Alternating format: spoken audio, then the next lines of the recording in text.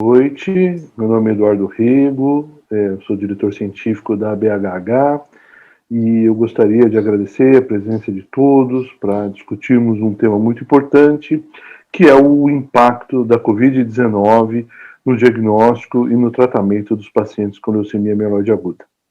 Eu gostaria já de antemão agradecer à ABVE pelo patrocínio e pelo apoio na causa dos pacientes com leucemia mieloide aguda. E gostaria de agradecer muito ao excelente time de especialistas que está aqui hoje à noite para a discussão. Dr. Evandro Fagundes, que é hematologista em Belo Horizonte, atua na Universidade Federal de Minas Gerais. Dr. Wellington Fernandes da Silva Júnior, que é médico assistente do Instituto do Câncer do Estado de São Paulo, especialista em leucemias linfóides agudas. Dr. Ronald Feitosa, da Universidade Federal do Ceará. Dr. Dilton Vasconcelos, que é imunologista e atua na divisão de hematologia da Faculdade de Medicina da Universidade de São Paulo. E Mirula Stigl, que é uma liderança do movimento de pacientes, que é a fundadora e a líder da Abrale e do movimento TJCC.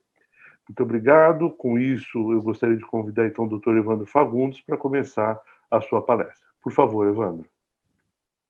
Obrigado, Rego. Boa noite a todos, colegas, audiência. Deixa eu compartilhar minha tela. Imagino que tenha ido, está todo mundo vendo a minha tela. Bom, o assunto que a BH propõe para nós discutirmos hoje é o impacto da pandemia do Covid-19 no diagnóstico da leucemia mieloide aguda, eventual impacto no tratamento também. O meu foco vai ser falar um pouco da questão do diagnóstico, um pouco da questão do tratamento de baixa intensidade. E eu falei a palavra desafio, porque de fato é um desafio muito grande a gente apresentar um tema no qual as coisas estão acontecendo nesse momento e a gente não tem ainda uma gama robusta de informações específicas sobre a leucemia mieloide aguda nesse contexto. Então, eu espero não trazer dúvidas, espero aprender bastante e espero que a gente possa depois, no final, discutir alguns aspectos conclusórios aqui. Um instantinho. Bom, eu não tenho nenhum conflito de interesse para essa apresentação e eu queria começar a apresentação colocando sobre as possíveis causas no atraso do diagnóstico da leucemia mieloide aguda como um todo, de uma forma geral, né? Especular quais as possíveis causas que poderiam fazer com que o paciente tivesse seu diagnóstico atrasado. Uma delas, obviamente, é a variabilidade da apresentação clínica. Todo mundo sabe que a leucemia mieloide aguda é uma doença extremamente agressiva no seu curso clínico, mas existem pacientes, principalmente aqueles mais idosos, que possam ter cursos mais indolentes, aquelas leucemias que vêm acompanhada de um quadro mielodisplásico prévio. E o segundo ponto também é que as leucemias fazem parte de um diagnóstico de uma gama muito grande de citopenias, né? São várias possibilidades que isso possa ter. A segunda questão é justamente a questão do acometimento em pacientes idosos. Nós sabemos hoje que a mediana de diagnóstico de um paciente com leucemia mieloide aguda é pouco mais de 60 anos, isso aqui no Brasil também é assim, e as manifestações hematológicas nos idosos podem ser menos valorizadas como um todo. De um modo geral, o paciente idoso é menos valorizado no sistema de saúde do que o paciente jovem, né? Não, isso não é só uma questão específica da hematologia. Um terceiro ponto pode ser educação médica no sentido de saber reconhecer as possibilidades de sinais e sintomas que levam ao diagnóstico de uma leucemia mieloide aguda. Um quarto ponto, eu colocaria que aqui no Brasil, a questão da organização do nosso sistema de encaminhamento para um centro especializado. Nós não temos um sistema tão redondo do ponto de vista de encaminhamento, desde a atenção primária de saúde, no Sistema Único de Saúde, até o centro de referência ultra especializado, mas eu diria também que mesmo no setor privado também isso acontece. E, consequentemente, os mecanismos de referência e contra-referência no sistema podem dar margem a que pacientes tenham o seu diagnóstico atrasado e tem um atraso em chegar ao especialista.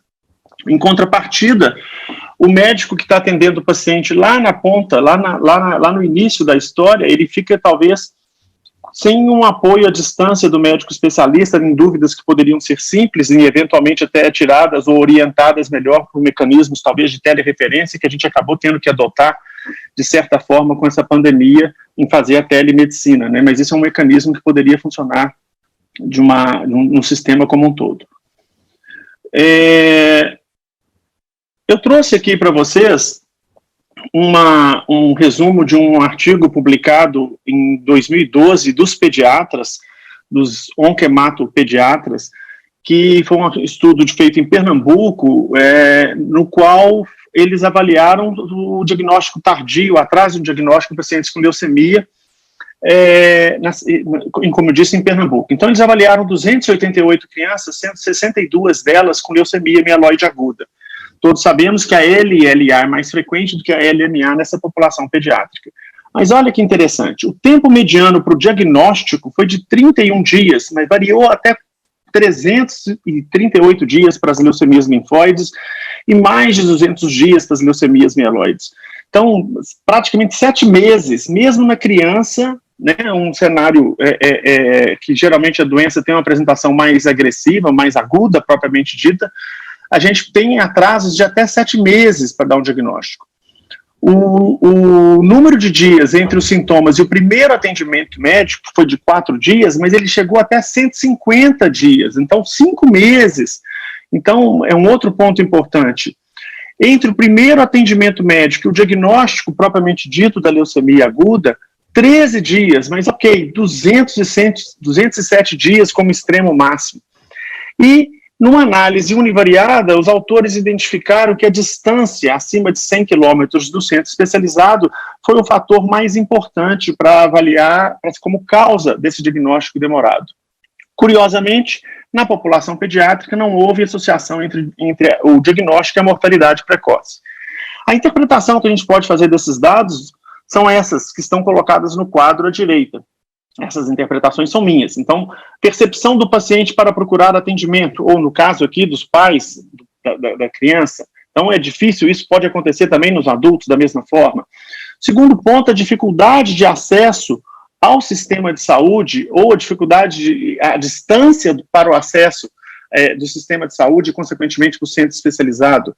E importante também a eventual dificuldade do reconhecimento dos sinais de leucemia aguda por parte do médico generalista, porque o tempo entre o primeiro atendimento médico e o diagnóstico, mediano de 13 dias, vai chegando a quase 7 meses, sugere a necessidade da educação médica continuada chegar em todas as suas pontas.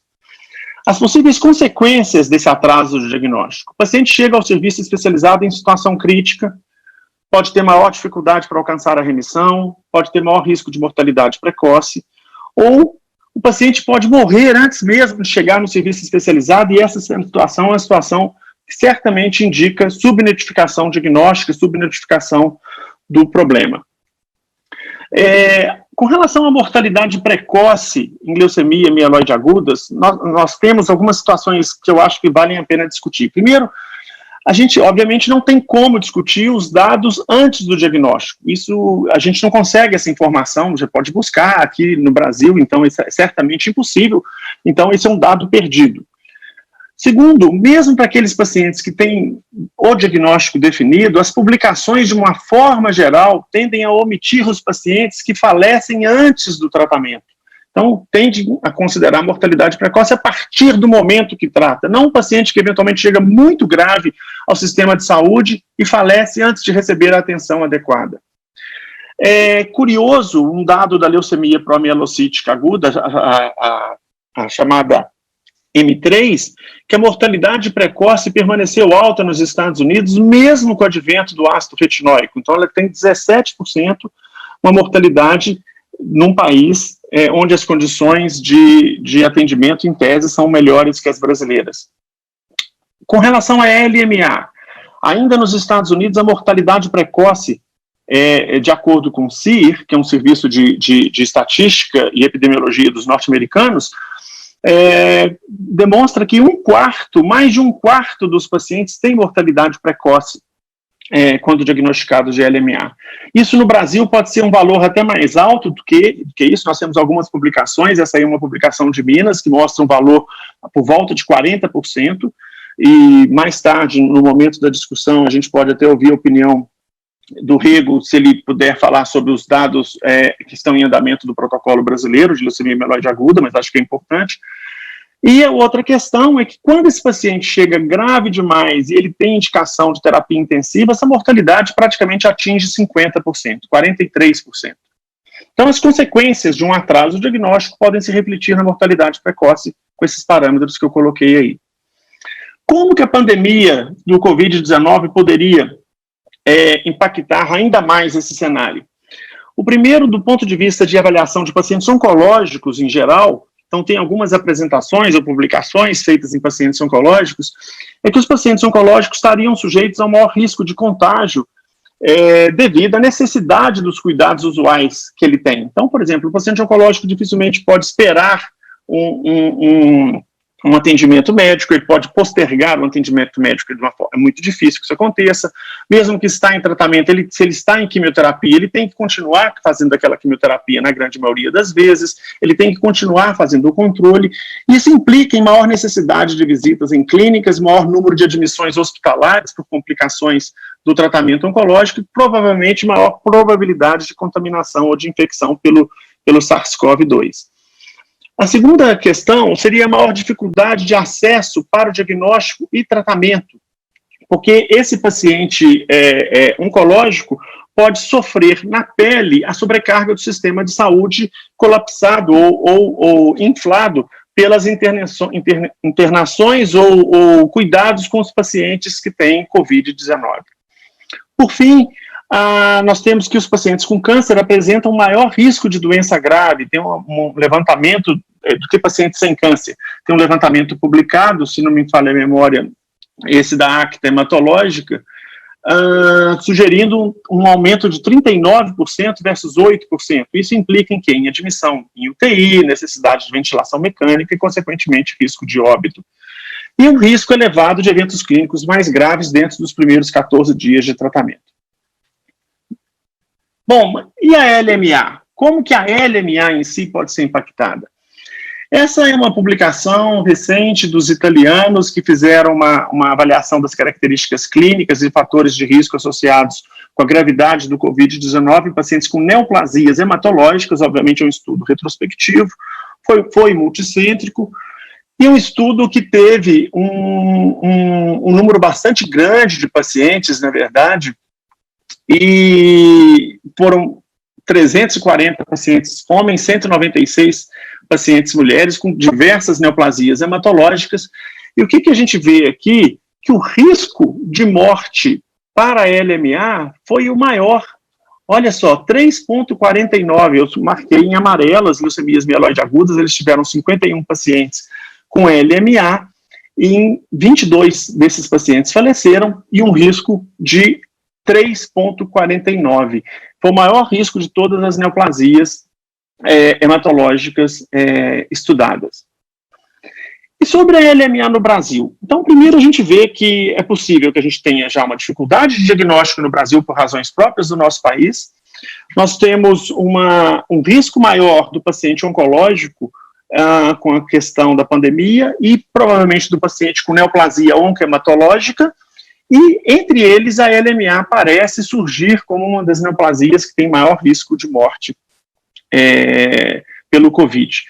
Então, o que a gente tem? Obviamente, a gente não tem informação concreta no Brasil, até onde eu sei, a gente não tem nada publicado sobre isso ainda, e então eu resolvi fazer um inventário, um interrogatório, uma pesquisa de opinião entre colegas hematologistas.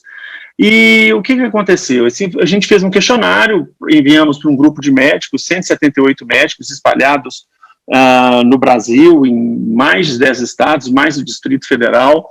9 desses médicos responderam, dessas cidades que aí estão, Salvador, Rio, Belo Horizonte, João Pessoa e Recife, representando 10 centros especializados. Desses pacientes, desses médicos, 26 pacientes foram tratados em setor público, 7 no setor privado, num total de 33 pacientes com diagnóstico de LMA acima de 18 anos, esse foi um critério. E tinha que ter o diagnóstico do COVID confirmado pelo PCR. Então, essa foi a idade desses pacientes avaliados nessa pesquisa, nesse interrogatório, variou de 19 a quase 80 anos, a mediana de 60 anos, 21 pacientes femininos, 12 masculinos, e esses foram os colegas que enviaram os pacientes, os casos, e estão aqui nominados, e eu agradeço eles publicamente. Muito bem, o que a gente tem dessa informação desse interrogatório? Então, algumas perguntas. Quem tinha vacinação prévia, é uma surpresa a gente ter tido um paciente que tinha vacinação prévia, então a primeira coluna da esquerda, 32 pacientes não tinham vacinados, um paciente tinha vacinado. Com relação ao possível local de contágio pelo Covid-19, 21 médicos responderam que o possível local de contágio era o próprio hospital. 10 médicos acharam mais provavelmente que fosse o domicílio, dois médicos não responderam, não souberam responder. Com relação à atividade da leucemia, qual o momento que o Covid infectou o paciente? O paciente estava com doença ativa, em tratamento, estava com doença em remissão, estava pós-tratamento. O que a gente teve é que 20 pacientes estavam com a leucemia mieloide aguda em atividade, 13 pacientes estavam em remissão.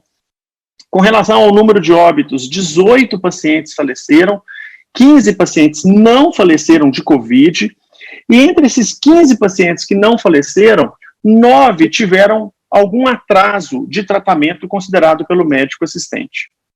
Então, isso aí dá uma ideia, ainda que, obviamente, prematura e ainda que grosseira, de um cenário que a gente vai enfrentar, ou que a gente provavelmente está enfrentando na nossa prática.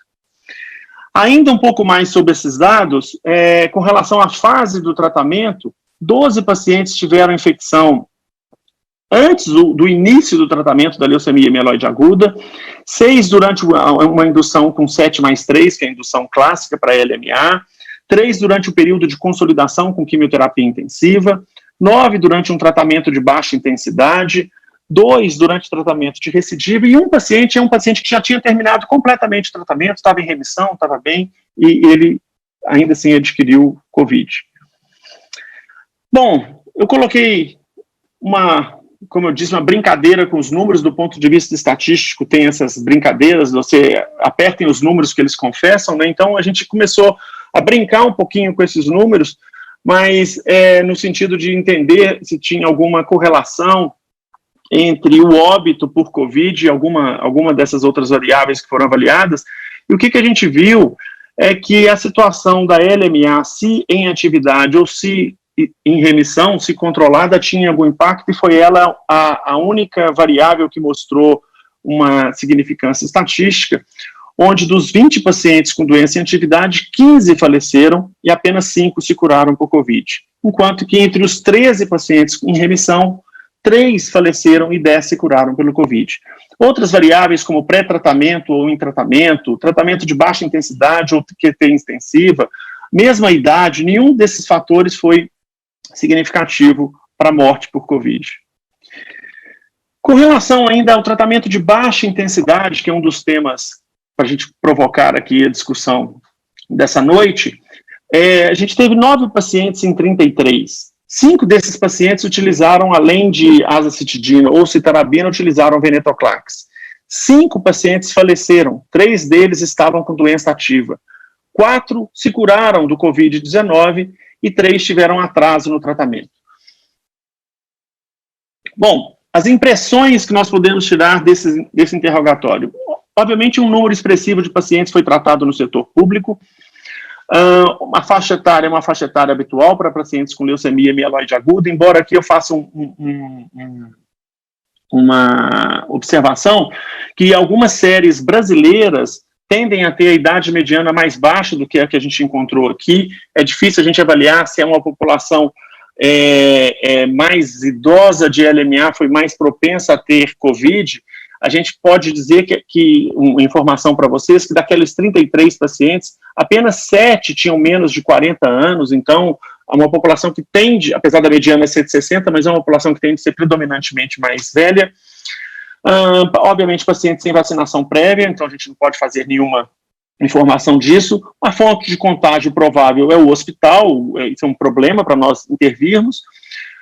Um número expressivo de diagnóstico de COVID pré-tratamento da LMA, mas que pareceu não afetar o resultado final. Uma taxa expressiva de óbito de 55%, uma taxa expressiva no atraso de tratamento, 60%, uma possível relação do óbito com a LMA em atividade, mas não é possível, a meu ver, a gente propor nenhuma estratégia específica de como que eu devo fazer ou não com esse paciente. O que talvez seja mais sensato, se a gente quiser especular, já que o tipo de tratamento não teve impacto, e já que o diagnóstico de COVID feito no pré-tratamento da LMA parece não ter tido impacto, é que se um paciente tiver um diagnóstico recente, o ideal talvez, mas é uma opinião, hein, gente, cuidado com isso, que ele fosse tratado num regime de suporte inicialmente, ou eventualmente com hidroxiureia, até a COVID eventualmente melhorar, para ele começar o tratamento da LMA propriamente dito. A gente pode discutir isso mais para frente. Com relação a algumas publicações, a gente tem recomendações do EBMT, o Grupo Europeu de Transplante de Leucemias Agudas, e eles fizeram uma publicação agora em 2021 para leucemia mieloide aguda, baseado em 2020. Então, obviamente, são recomendações interessantes, mas eu friso que são recomendações muito mais baseadas no bom senso do que propriamente dito em evidência científica, e eles, obviamente, sugerem que a gente deva avaliar o risco biológico da doença, avaliar se o paciente é elegível ou não para quimioterapia intensiva, definir o plano terapêutico adequadamente. A decisão de adiar ou iniciar o tratamento deve ser feita sempre caso a caso. Os pacientes com terapia de baixa intensidade, eventualmente, e se estiverem em tratamento ou com alguma resposta, eventualmente considerar reduzir os dias de azacitidina e venetoclax, ser mais liberal no uso do G-CSF, embora a gente possa discutir até com o Dr. Delton sobre isso, a questão do G-CSF no momento do COVID, mas, enfim, a liberalidade para o uso do G-CSF pensando nos períodos de aplasia do tratamento. E essas são recomendações dos europeus. Eu lembro, está terminando, gente, eu lembro aqui uma apresentação do ESH de 2019, que teve uma publicação no ano passado do artigo completo na Blood, dos alemães, é um estudo retrospectivo, que possa ter algumas críticas, mas que nos indica que é possível, ainda que podemos ter discordâncias, mas é que é possível eu atrasar o tratamento dentro de um determinado contexto clínico, sem ter grande impacto na mortalidade precoce pela leucemia. Então, existe uma avaliação retrospectiva deles, nas quais um paciente que tinha um intervalo entre o diagnóstico e o tratamento até 5 dias, entre 6 e 10 dias, 11 e 15 dias, maior que 15 dias, não teve impacto na mortalidade precoce. Então, isso talvez fica também uma carta na manga para nós questionarmos e pensarmos. E o último slide é apenas uma sugestão para quem estiver fazendo um tratamento de baixa intensidade. Essas são as possibilidades de modificação nos esquemas, propostos inclusive pelos autores do protocolo do Viale-A, que fez a combinação de venetoclax com azacitidina, e essas são as modificações que vão desde reduzir o número de doses, o número de dias de venetoclax para 21, 14 dias, eventualmente azacitidina para 5 dias, quanto atrasar, aumentar o intervalo entre os ciclos, ao invés de ser contínuo, aumentar uma semana ou até um pouco mais. Com isso, eu termino, agradeço a atenção de vocês, e vou rapidamente passar a bola para o Dr. Wellington Fernandes, do ICESP, que vai nos falar sobre LMA em tratamento de intensivo. Não é isso, Wellington? Bem-vindo. Olá a todos, boa noite. Obrigado, Evandro. Meu nome é Wellington, eu sou médico hematologista do Instituto do Câncer. Eu vou falar brevemente agora do tratamento da LMA no contexto dos pacientes jovens, dos pacientes que receberiam terapia intensiva.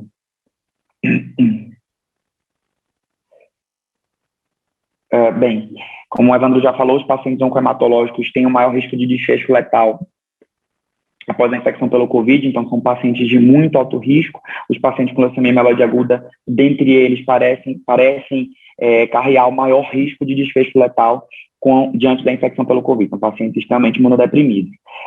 O uso recente de quimioterapia também possivelmente está associado a piores desfechos. Então, o desfecho dos pacientes que estão em tratamento, que estão em quimioterapia após a infecção pelo Covid, também é pior. Então, a gente tem esses dois dados aí para a gente pensar.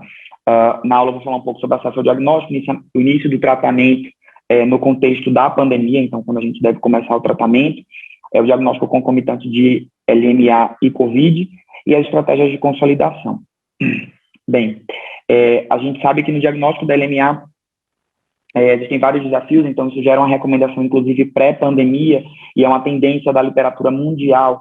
Nem sempre isso vai ser possível, vai ser custo efetivo na maior parte dos centros do nosso país, mas o entendimento da realidade do nosso paciente, da assinatura genética da doença, antes da gente implementar o tratamento, talvez fosse a melhor estratégia, especialmente em pacientes com comorbidades, em pacientes que têm o maior risco de morte indutória, que já não era uma coisa desprezível pré-pandemia. Então, nossa morte indutória, aqui no nosso país, a gente tem alguns dados publicados, mas que aí varia de 30% a 40%, que é uma taxa de morte indutória alta, já não era desprezível, e com a infecção pelo Covid aí acontecendo em boa parte dos pacientes, e sendo uma pandemia, isso provavelmente vai ser aumentado.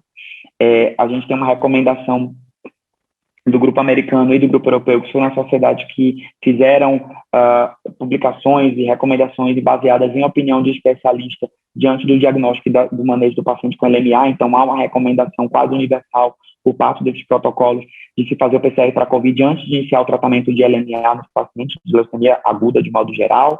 Aquelas medidas todas de prevenção e de evitar que o nosso paciente tenha o contato com o vírus e que termine adquirindo o vírus dentro do hospital são muito importantes, são preponderantes aí no cuidado do paciente. Se esse PCR para COVID ele é positivo, especialmente no paciente assintomático, aquele paciente que eu vou ter dúvida se eu devo ou não indicar o tratamento, a terapia deve idealmente ser postergada, então, por até 14 dias ou até remissão dos sintomas. Essa é a recomendação que tem sido feita pelos especialistas, tanto da recomendação americana como da recomendação europeia. Aqui no ICESP, a gente também seguiu mais ou menos a mesma linha, então aqueles pacientes que tiveram PCR positivo para COVID ao diagnóstico de leucemia mieloide aguda. Idealmente, você deve esperar o curso da infecção, então, antes de começar qualquer terapia para a doença, se possível, se não é um paciente instável. A caracterização genética da doença e esse tempo que se leva para a caracterização genética também é um tempo importante, porque é um tempo que permite que a gente consiga planejar ainda melhor o tratamento do paciente, especialmente naqueles pacientes que a gente tem dúvida, permitindo talvez potencialmente poupar a quimioterapia naqueles pacientes que estão infectados pelo coronavírus e permitir a seleção de terapias ambulatoriais em determinados subgrupos de pacientes.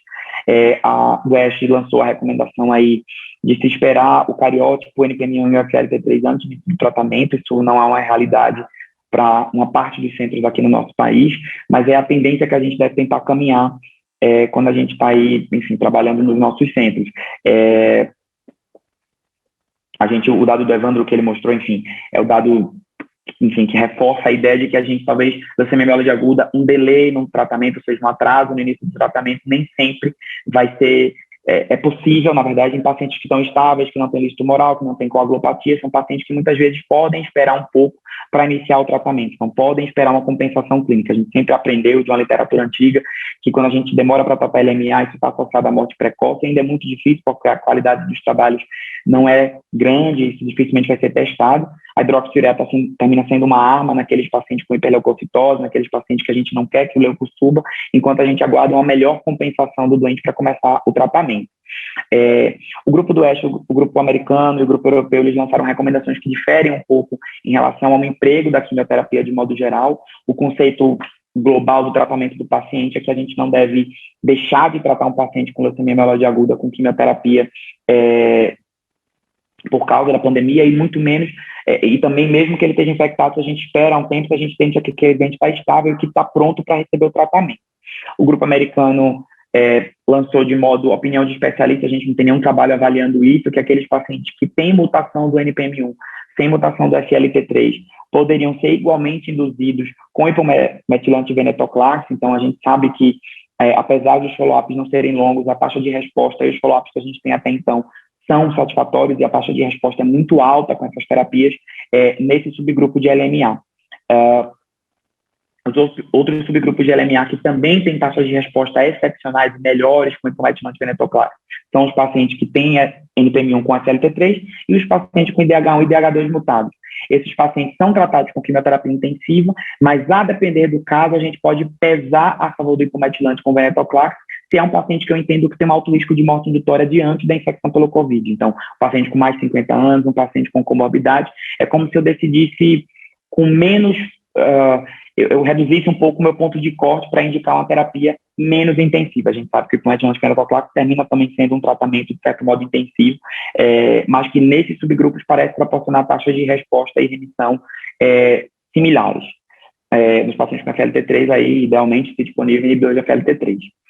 Nos outros subgrupos, então nos subgrupos favoráveis, nos subgrupos de risco intermediário e nos subgrupos adversos, o tratamento é feito com quimioterapia intensiva, com ou sem a imilotag, naquela realidade de fora do país. A gente sabe que alguns subgrupos têm benefício de receber gentusumab, que no nosso país é um pouco mais difícil de se adquirir a droga, mas a gente sabe que a quimioterapia intensiva termina sendo o tratamento padrão de indução nesse restante de subgrupos aí para os pacientes jovens. A consolidação da leucemia mieloide aguda, de modo geral, é feita com cisparabina em altas doses e com transplante de medula óssea, depender da caracterização genética. O ESH recomenda aí a dose de 1,5 grama metro quadrado dose para todos os pacientes, então a utilização de dose intermediária de cisparabina, que não parece prejudicar em termos de sobrevida a longo prazo e induz menos neutropenia. A redução para 3 ciclos de consolidação, especialmente naqueles pacientes que se mantêm com doença residual mínima negativa. O grupo europeu recomenda que a gente reteste esse paciente antes de cada ciclo de consolidação, então antes de expor o nosso paciente a uma nova quimioterapia intensiva, a gente fazer um novo teste para PCR, postergando o início da quimioterapia intensiva nesses pacientes. O esquema de cisparabina consecutivo, ou seja, em dias seguidos, termina sendo preferível em relação ao esquema de dias alternados, e a cisparabina de doses intermediárias pode ser administrada de modo seguro ambulatorialmente se a gente tem um regime de monitorização de hemograma e um regime ambulatorial. Aqui no ICESP a gente administra ambulatorialmente com segurança. O transplante de medula óssea, devido à gravidade da leucemia mieloide aguda e as indicações que a gente utiliza para recomendar o transplante de medula óssea num paciente com leucemia mieloide aguda, não se recomenda postergar a realização do procedimento por causa da pandemia. A gente testa originalmente também PCR para COVID, então os pacientes pré-transplante devem ser testados para infecção pelo vírus. Aqueles subgrupos de risco muito adverso, eu não vou entrar aqui em detalhes, mas são aqueles subgrupos que a gente sabe que claramente não vão ter chance de cura e não vão manter a remissão caso não realizem transplante de medula, ou seja, os estados secundários relacionados à terapêutica, com risco adverso genético, são pacientes que devem ser encaminhados prontamente para o transplante, independente aí da fase da pandemia, dado o risco de recaída da doença. O tratamento da LMA recaída e refratária diante da pandemia termina não mudando muito. A gente aqui sabe que hoje em dia temos algumas mutações que podem ser pesquisadas e que são drogáveis na LMA, então a mutação da FLT3 pode ser resgatada com inibidores de FLT3. A gente não tem grandes dados da literatura também mostrando que há uma diferença entre a gente resgatar. É um excelente resgate para pacientes com LMA, mas no contexto do COVID a gente sabe o que é mais seguro. A ideia dos especialistas que recomendam esses inibidores é que a gente imagina que seja uma terapia mais alvo, que vai ser mais eficaz e que vai induzir menos mielossupressão, portanto, melhores desfechos, caso o doente adquira COVID ou esteja com COVID. Porém, ainda é uma recomendação, como eu já falei, como quase tudo que eu estou falando aqui na aula, baseado em opinião de especialista. Os inibidores de DH não são disponíveis ainda para prescrição no nosso país, fora do contexto de pesquisa, mas eles já estão disponíveis no mundo, então trouxe aqui para a gente citar. No caso da leucemia mielocítica aguda, a integração do trióxido acênico no tratamento de primeira linha está mais que indicada, já era indicada antes da pandemia, e no contexto da pandemia permite que os pacientes consigam receber um tratamento menos mielossupressor e com menos dias de internação, reduzindo a permanência hospitalar do paciente. O esquema do AML-17, que consolida os pacientes com trióxido acênico 2 vezes por semana, permite que o paciente vá menos vezes para o hospital, então isso também termina sendo recomendado aí pelo grupo americano. Os pacientes de alto risco podem induzir com quimioterapia com trióxido acênico, porém são pacientes que a gente ainda não consegue, do ponto de vista de protocolo, induzir só com um agente-alvo, só com atriato. A gente vai precisar de um pouco de quimioterapia, então termina que a conduta não vai mudar tanto assim para esse doente de alto risco. Nos grupos de LFPA recaída e refratária, a gente sempre vai resgatar com trióxido acênico. Há uma sugestão naquele subgrupo de pacientes com LPA recaída, que não tem doença do sistema nervoso central, que alcançam resposta molecular, de você poder postergar ou até mesmo preterir o transplante autólogo de consolidação, como é o protocolo nesse contexto, com a manutenção com tóxido acênico, visto o dado do ML17, que não mostra desfecho a longo prazo. Então, a recomendação de especialista deve ser avaliada caso a caso. Hoje em dia, a gente aí tem muita coisa mudando com a vacinação e com as taxas de infecção que estão mudando bastante aí nos últimos meses. Porém, é uma coisa para a gente ter como segunda linha, como uma opção. No ICESP, a gente tem, eu trouxe basicamente o que a gente teve aí de dado do ICESP. No ano passado, apesar da gente ter percebido flutuação grande no número de casos de leucemia, a gente não notou uma redução significativa no número de casos novos em humano. A gente tem um levantamento feito pelo professor Wanderson Rocha e dos colaboradores do grupo de pesquisa de Covid do HC, com 118 pacientes hematológicos hospitalizados com Covid, e 23 desses 118 tinham leucemia aguda e 11 pacientes com LMA. A maior parte dos casos de leucemia foram diagnosticados durante a indução da remissão, então, geralmente na primeira fase, a fase crítica do tratamento, e a mortalidade bem alta nos grupos de leucemia aguda, aí, com a taxa de 43% de óbito intra-hospitalar, nesses subgrupos de pacientes de leucemia aguda que estavam hospitalizados por Covid, frisando aí o impacto negativo importante da doença. Queria agradecer o convite para a aula. Vou começar agora com a aula do Dr. Ronald Feitosa, da Universidade Federal do Ceará. Obrigado. Ok. Então, vamos lá. Okay, desculpa. Bem, aí, puxando um pouquinho até em cima do que o Wellington falou, né? É engraçado a gente ver falar de tratamento e sempre a ideia está aí, né? E ela também vai ser lembrada aí nessa entidade da síndrome de lícito tumoral. Então, vamos ver se a gente fala rapidinho aqui para recuperar o tempo. Então, uma das coisas importantes quando a gente trata um paciente atualmente, né, com leucemia mieloide aguda, é a síndrome de lícito tumoral, e a gente sabe que com o venetoclax, em especial, há que se tomar um grande cuidado, e talvez o grande cerne, o grande objetivo dessa aula seja discutir se você vai fazer isso com o paciente internado ou não, né? Então, diante desse momento da Covid que a gente tem vivido, a gente tem tentado cada vez internar menos os pacientes, e o que a gente pode dizer logo de cara é que eu não sei a experiência do professor Rego, do professor Evandro e do Wellington também, mas a gente não tem visto lise tumoral, tanto clinicamente como laboratorialmente, dos nossos pacientes tratados com venetoclax e pometilante, né? Nossa experiência ainda não é muito grande, mas a gente realmente não tem visto com frequência a lise tumoral em especial. Então, lembrando rapidamente, a lise tumoral é decorrente dos tratamentos com quimioterapia e radioterapia. Você tem formação de cristais de ácido úrico, né, que acabam se depositando nos túbulos renais, como aqui apresentado, né, o túbulo contornado distal ou no ducto coletor, né, um dos mecanismos básicos acaba sendo esse, e aí, passou. Bem, e aí é importante, do ponto de vista da síndrome de lise tumoral, que a gente tem que dividir se o quadro é predominantemente laboratorial ou se tem manifestação clínica. Então, os critérios de Bishop estão muito bem definidos desde o ano de 2004.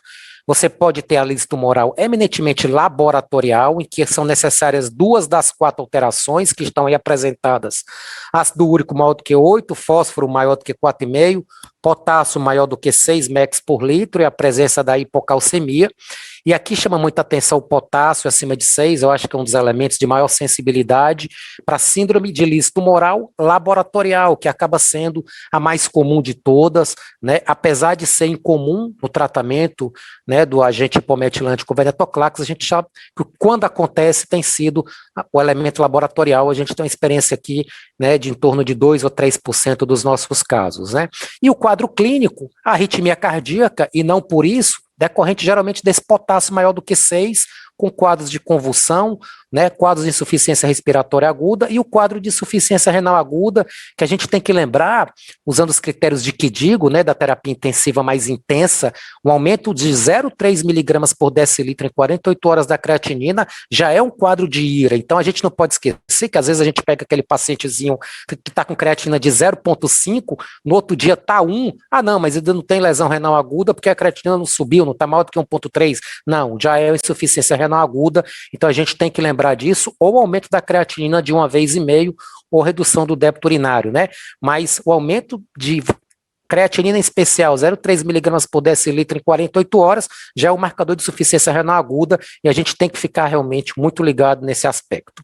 Bem, aí eu vou dividir agora 2 casos, né, que são experiências nossas do serviço, em que nós tivemos um paciente que nós internamos e um paciente que nós não internamos. Então, os dois casos são, assim, relativamente emblemáticos. Então, primeiro caso, um paciente de 45 anos, leucemia mieloide aguda, indivíduo de sexo masculino, 20 metáfases com cariótipo normal, 46XY, mutações FLT3 negativo, tinha uma nucleofosmina positiva, um CBP alfa negativo, a gente achava que ele ia evoluir bem, né? E ele entrou em remissão completa após indução, fez 2 consolidações, apresentou a primeira recidiva depois de 13 meses de tratamento. Foi tratado com FLAG e IDA, entrou em remissão completa de novo, foi para o TMO halogênico, né, entrou em remissão completa, e aí depois de 12 meses a doença recidivou novamente. E aí, numa sexta-feira, né, lógico, isso sempre acontece na Friday Leukemia, né, a gente sabe que funciona assim, ele me chega sexta-feira, às 4 horas da tarde, no pronto-socorro do Hospital São Camilo, com leucócito de 430 mil, né, células brancas por milímetro cúbico, basicamente só tinha blasto, né. O que foi que a gente fez em cima desse contexto? Logicamente, ele foi internado, não tinha como evitar uma não internação, nós imediatamente fizemos a leucoférese, suporte do banco de sangue, começamos a hidroxiureia numa dose realmente cavalar, né, de 5 gramas, e tratamos com 5 litros por dia, colocamos eles no ambiente de terapia intensiva, né, começamos a rasburicase e começamos o controle diário de exames, né, com todos os eletrólitos, com dosagem do ácido úrico, dosagem da creatinina, do fosfato e do cálcio. Bem, nesse momento, a gente decidiu fazer tratamento com venetoclax e da Cogen para esse paciente, e qual foi a única alteração laboratorial que nós tivemos? Um ácido úrico de 12. Né? Então, mostrando o quê? Que se você tenta, entre aspas, fazer o elemento preventivo, né, com rasburicase, se você hidrata bem, se você faz uma leucoférese no momento ideal, você consegue evitar complicações. E aí, a grande maioria dos casos fica como? Como uma síndrome de lise tumoral meramente laboratorial. Então, com 72 horas a gente só teve de complicação isso aí. Então, lembrando rapidamente, a rasburicase, a dose é de 0,2 miligrama por quilo de peso dia, a gente dilui ali em cerca de 50 a 100 de soro fisiológico, corre em 30 minutos. E sempre lembrar que o objetivo é profilático e manter por 4 a 7 dias, né? Essa era a essência desse primeiro caso em especial. E aí, lembrando, nesse primeiro caso, o que é que mais nos assustou no primeiro momento? Ele tinha um potássio de 7 também, né? E a hipercalemia é o que mata agudamente a síndrome de lise tumoral, e aí, né, lembrando um pouco do ponto de vista clínico, vocês estão vendo o potássio aí quando a T apiculada, e nessa situação, o que foi que nós fizemos na sala de emergência? Nós não esperamos transferir para a UTI gluconaut e cálcio a 10%, a gente não pode esquecer, uma ampolinha de 10 ml em 2 a 3 minutos, né, e a solução polarizante, né, com insulina regular, 10 unidades de insulina regular e glicose a 50%. Isso é muito importante para o hematologista clínico, por quê? Porque esse tipo de doente era o doente que a gente sabe que ia complicar e a onda T iria apicular.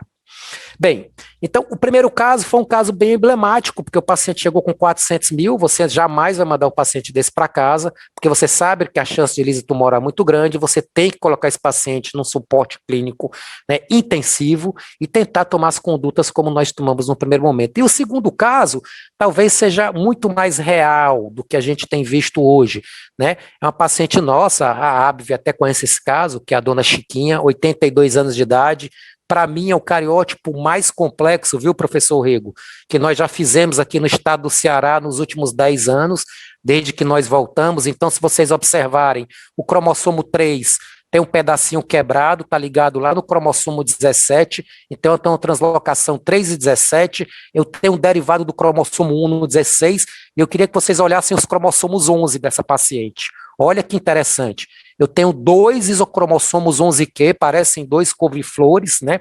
Então, só aqui eu tenho 5 cópias do MLL, né? Eu tenho de cara uma amplificação gênica importante. Isso aqui é o isocromossomo 5. Bem, eu não preciso dizer quão complexo é esse cariótipo, né? A gente tem aqui tem monossomia do 5 também, né? 1, 2, 3, 4, 5, 6, e lá embaixo vai ter um marcadorzinho, que é um pedacinho de cromossomo que a gente não sabe o que é. Então, essa paciente, no caso, é muito interessante, por quê? Porque nós a tratamos ambulatorialmente, Essa paciente não foi internada, ela tinha um leucotiroide de 2000, então nós tratamos essa moral deve ser padrão de tratamento. Hidratação, 3 a 4 litros por dia, famoso albuminol, 100 mg de 8. O tratamento foi feito com venetoclax e Vidasa. Agora aqui, o que é que a gente costuma fazer, Pelo menos no nosso serviço a gente tem a cada 72 horas, nesses casos, acompanhado realmente, principalmente o ácido úrico, o potássio e a creatinina, que são os elementos mais importantes no primeiro momento, com um elemento de síndrome ilícito-tumoral. E o mais interessante desse caso é que essa paciente, com um ciclo de venetoclax e Vidasa, entrou em remissão completa, 0 de internação e já está no seu 8º ciclo, com a qualidade de vida muito boa e muito importante. Lembrando rapidamente, que o que é que nós temos que fazer também para evitar a síndrome de ilícito-tumoral na LMA, nesses casos em especial, tentando manter o paciente em casa por conta da época do Covid.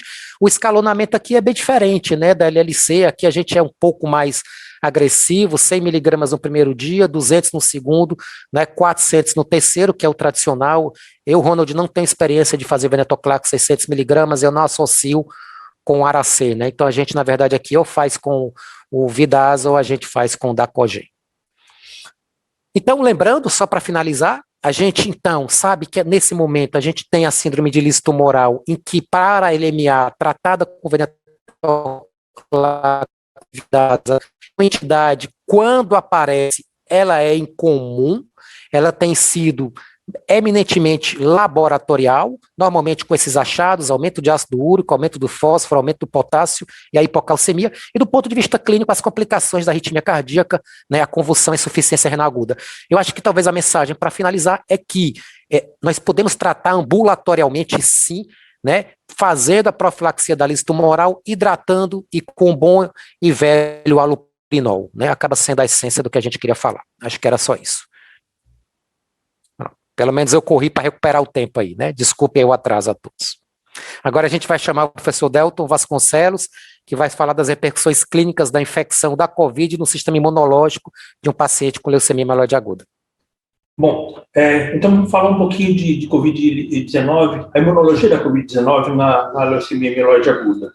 Então, as doenças infecciosas sempre foram o nosso maior inimigo, desde sempre. E a grande mudança ocorreu no meio do século XIX, com a descoberta dos germes e de a gente conseguir fazer mecanismos de saneamento básico e melhora das condições de vida.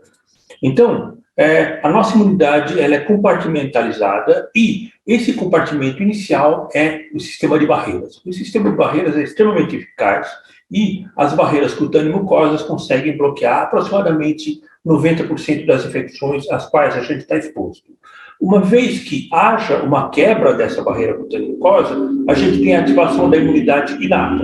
Essa imunidade inata depende de células fagocíticas monopolimorfo-nucleares, de sistemas amplificadores de inflamação, como vias de coagulação e fibrinólise, cascata de complemento e, além disso, as células citotóxicas naturais, natural killers.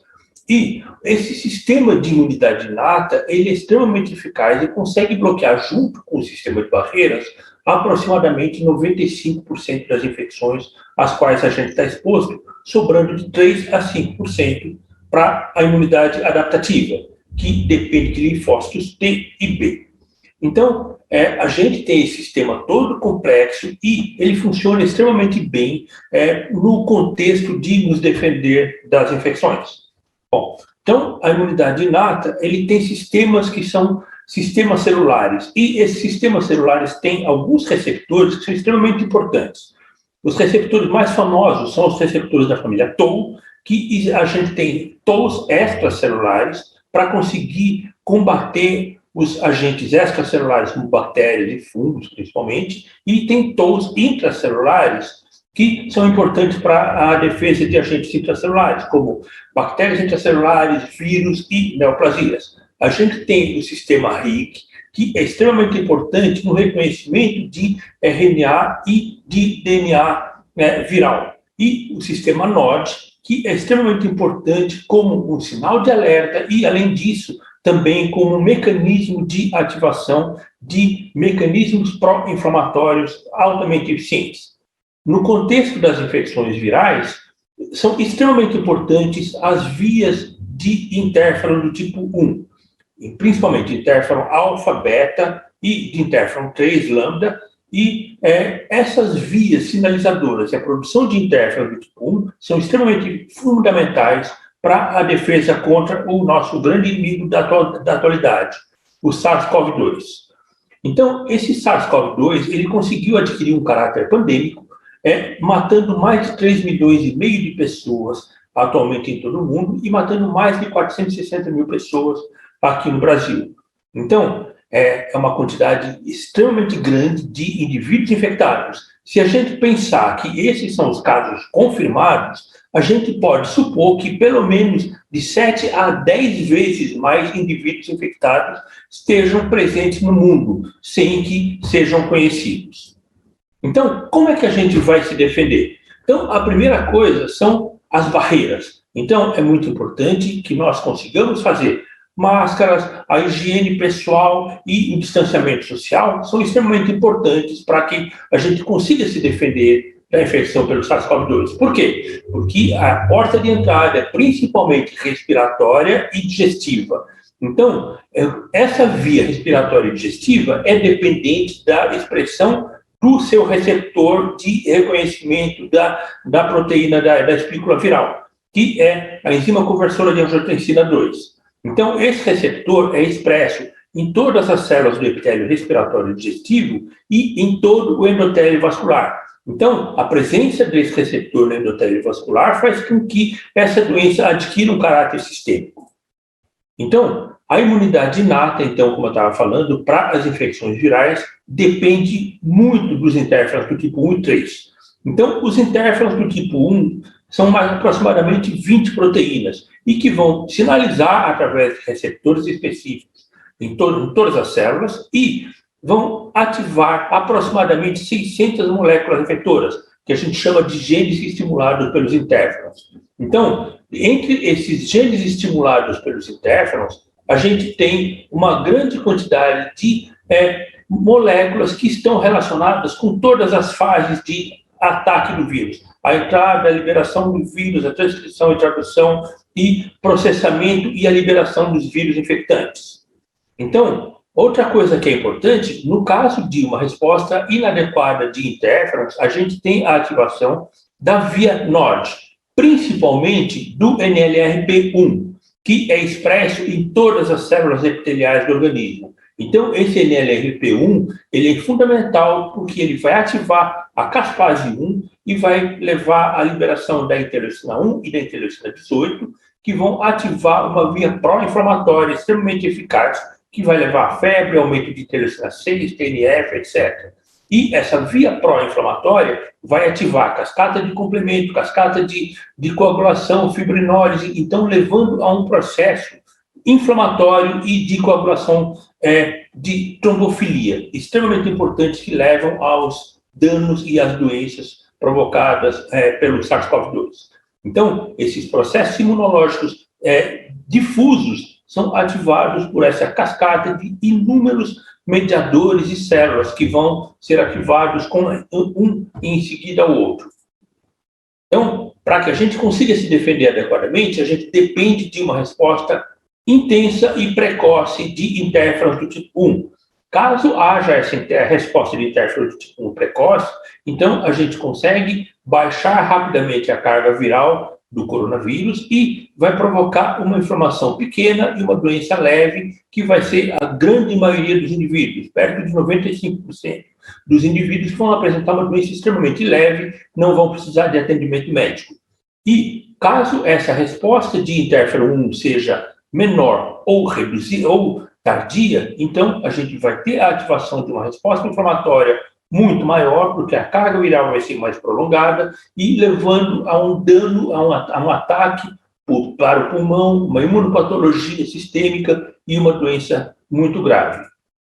Então, nessa doença inicial, depende dessa resposta de interferon tipo 1 precoce e de genes estimulados por interferons em diversas células da nossa resposta imunológica e de todo o organismo. Caso essa resposta não seja eficaz, a gente vai ter ativação de citocinas pró-inflamatórias, ativação e presença de produtos bacterianos que vão favorecer essa resposta inflamatória e vão suprimir essa imunidade inata de interferon do tipo 1, levando a um dano cada vez maior e mais prolongado. O dano pulmonar depende de vários fatores. Depende do dano epitelial, danificando os pneumócitos do tipo 1 e gerando pneumócitos do tipo 2, que vão gerar uma quebra dessa barreira que é permeável ao oxigênio e aos gases, um dano vascular com microtrombose, fibrose e processo inflamatório extremamente grande nos pulmões. E a genética é importante? Então, a gente sabe que nas crianças que apresentam Covid grave, grande parte delas apresentam doença relacionada com a produção ou sinalização de interferon do tipo 1. Como isso acontece? Então, a gente sabe que defeitos genéticos de receptores da família TOL, receptor TOL3, TOL7, de IRF3, IRF7, de proteínas relacionadas com a sinalização de interferons, como UNC93B, TRIF, TRAF3, TBK1, são muito importantes e vão levar a um defeito genético que vai favorecer a presença de uma Covid grave, potencialmente letal em jovens. E a gente vê aqui que o vírus, o SARS-CoV-2, ele consegue inibir grande parte dessas proteínas relacionadas a essa via de produção de interferon do tipo 1 ou da sinalização de interferon do tipo 1, simulando os defeitos genéticos que acontecem nos indivíduos que apresentam uma forma mais grave da doença. Então, a gente sabe também que alguns indivíduos não apresentam aquela fase inicial tão grave, mas apresentam um quadro inflamatório muito grave. E esse quadro inflamatório pode ser secundário a infecções bacterianas, a diversos processos, como obesidade, diabetes, que vão levar a um aumento desse estado pró-inflamatório, mas a gente pode ter também alterações genéticas. Por exemplo, em receptores de quimiocinas, tá? A gente herda esse haplótipo aqui, no cromossomo 3, que é um haplótipo de origem neandertal. Então, a gente sabe que locais que tenham uma ascendência neandertal maior tendem a fazer doença de Covid mais grave e mais inflamatória, como, por exemplo, os indivíduos de ascendência europeia e indivíduos do sul da Ásia. A gente vê que os indivíduos do leste da Ásia, por exemplo, os chineses e os japoneses, eles tendem a fazer uma doença menos grave. Por quê? Porque eles têm uma ascendência denisovana e não neandertal, principalmente. E os afrodescendentes também, eles também têm uma ascendência de Homo sapiens sapiens, não de Homo sapiens neanderthalenses, e dessa maneira não herdaram esse haplótipo que é prejudicial para o Covid. Alterações da proteína C3 de complemento, de TIC2, tem um polimorfismo muito importante de TIC2 que leva à suscetibilidade à tuberculose, mas ele leva também ao aumento da sinalização de IL-6 e, dessa maneira, vai levar a uma tendência de fazer uma Covid mais inflamatória. E dos fatores de coagulação, do fator F3 de complemento, da coagulação e do fator 3, e que vai ativar e vai fazer uma tendência de fazer mais trombofilia. Então, nessa fisiopatologia, o que vai fazer? Vai poder direcionar o nosso tratamento. Na fase inicial de entrada viral, o que a gente pode utilizar? As vacinas e os anticorpos neutralizantes, anticorpos monoclonais, etc. Na fase subsequente, a presença e a utilização de interferon tipo 1 pode ser extremamente importante para a gente conseguir reduzir a carga viral e diminuir a ativação dos processos pró-inflamatórios que vêm a seguir. Uma vez que essa terceira fase tenha sido ativada, a gente tem que utilizar medicações anti-inflamatórias, como corticoides, a gente tem que utilizar inibidores da coagulação, como derivados de heparina, e anti-citocinas pró-inflamatórias, como anti-L1, anti-L6, anti-TNF, inibidores da BTK. A gente pode usar também inibidores das JAKs para reduzir aquela resposta importante de interferons. E a relação com as neoplasias. Já foi falado anteriormente que existe um risco maior de os pacientes com câncer apresentarem Covid-19 e eles tendem a fazer mais Covid-19 grave. o tratamento vai ser igual ao da população geral. Em casos leves, tratamento domiciliar padrão, e nos casos mais graves, internação hospitalar. E é muito importante a gente tentar postergar ao mínimo, como já foi falado anteriormente também, o tratamento da neoplasia, no caso da leucemia mieloide aguda, que é uma doença extremamente grave e que tem que ser rapidamente tratada. Então, existe uma mortalidade maior nesses pacientes com câncer, como já também foi citado agora, e o risco de óbitos para as neoplasias hematológicas é 4 vezes maior do que para as neoplasias de outros órgãos. E no caso das leucemias, da leucemia mieloide aguda, então é muito importante, por quê? Porque o tratamento com hipometilantes e outros tratamentos podem levar a uma linfopenia e neutropenia, que são um fator de risco que vão gerar uma COVID-19 mais grave. Então, é muito importante a gente lembrar que, como vocês sabem muito melhor que eu, que a leucemia mieloide aguda é um complexo de uma série de doenças com causas diferentes, citogenéticas, moleculares, e que, dessa maneira, é muito importante a gente tentar fazer um tratamento o mais direcionado possível. E, nos últimos 5 anos, melhorou demais a perspectiva de tratamento dessa leucemia mieloide aguda. Então, a gente vê aqui, com o passar dos anos, aqui embaixo, aqui é dos anos 70, anos 80, vai subindo e a perspectiva de vida melhora significativamente. É muito importante também a gente pensar, quando o indivíduo entrou em remissão completa, a gente conseguir ver a doença residual mínima. Então, se existe doença residual mínima detectável, então o risco desse indivíduo recair é muito maior e a gente tem que tentar tratá-lo de uma maneira bem mais agressiva, de maneira que a gente consiga resolver esse problema de uma maneira melhor.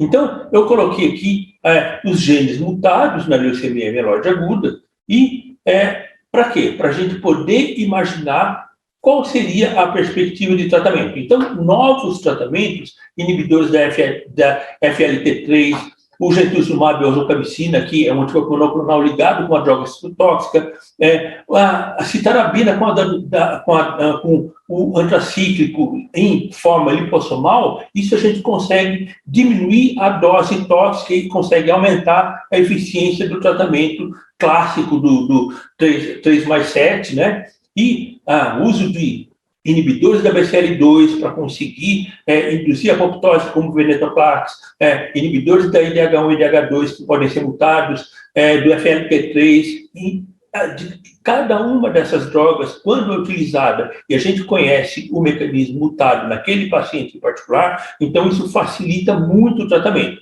Mas, como foi falado também, isso ainda não é uma realidade para nosso país de uma maneira geral. E mesmo para a leucemia promielocítica aguda, que é o tratamento mais simples, com retinoides e com o dióxido de arsênio, né? Então, que consegue ter uma resposta bastante boa, e para as doenças para as leucemias mieloides agudas não promielocítica, então o uso do venetoclax, então é muito importante, e para por exemplo, nas core binding factor, leucemia mieloide aguda, o uso da gencitina ozogamicina, então muda significativamente a resposta, com melhora da perspectiva e da possibilidade de sobrevida desses indivíduos. Então, e as grandes complicações? A mielossupressão, né, devido tanto à doença de base quanto ao tratamento. Então, a gente tem que pensar que o uso de antraciclinas prévio do 3+7, então é importante porque pode exigir mudança do tratamento, o dano pulmonar. Então, a gente sabe que os cânceres, principalmente cânceres hematológicos e de pulmão, são os que levam ao risco maior de COVID-19 mais grave, com maior risco de morte. E a gente tem que pensar também nas comorbidades. E como que a gente pode se defender? Então, já foi falado previamente, então a gente tentar retardar um pouquinho o intervalo para começar o tratamento, tentar utilizar drogas menos mielotóxicas, de maneira a gente reduzir os fatores de risco para uma COVID-19 mais grave. E como é que a gente pode se defender? Então, a grande defesa para a gente na verdade, são as vacinas, tá? Que são a segunda melhor proteção desde que houve o desenvolvimento no meio do século XIX dos sistemas de saneamento básico. Então, saneamento básico, as vacinas e os antimicrobianos mudaram a perspectiva de vida e estão fazendo com que a gente consiga ter uma perspectiva de vida muito, muito melhor. E agora, os tratamentos específicos que têm surgido agora com o desenvolvimento dos mecanismos celulares e moleculares, então, que é uma realidade já na hematologia, então fazem com que a gente consiga ter uma perspectiva de vida muito melhor para uma doença tão grave quanto as leucemias mieloides agudas, que eram doenças virtualmente incuráveis há 10, 20 anos atrás. Então, era isso que eu queria falar. Agradeço muito pelo convite e estamos aqui para as perguntas depois. Muito obrigado. Doutora Merulla, por favor, pode fazer sua apresentação. Muito prazer, é um prazer ouvir. Tá bom. Então, tá bom. Então, meu nome é Merulla, eu sou presidente da ABRALE, que é a Associação Brasileira de Linfoma e Leucemia. Próximo. A associação ela existe desde 2002 e o objetivo é melhorar o desfecho dos tratamentos no Brasil. Eu vou falar brevemente um pouquinho do nosso trabalho antes de entrar na leucemia aguda e o que a gente tem feito. Rapidinho, próximo. Nosso trabalho tem aproximadamente 40 projetos e os projetos eles são divididos em 4 principais pilares. Todos os serviços de apoio ao paciente, desde acolhimento psicológico, orientações com enfermeiros, advogados, nutricionistas, fisioterapeutas. Então, desde o momento do sintoma até que o paciente consiga entrar em tratamento em alguma instituição de referência. Nós trabalhamos a partir das demandas dos pacientes e dos médicos, uma agenda de advocacy. Também tem um pilar muito importante de educação e informação, com programas, inclusive para capacitação médica e de profissionais da saúde. E outro pilar importante que eu vou mostrar aqui hoje dos nossos resultados é o pilar de pesquisa e monitoramento de dados. Próximo. A ABRALE está há 18 anos.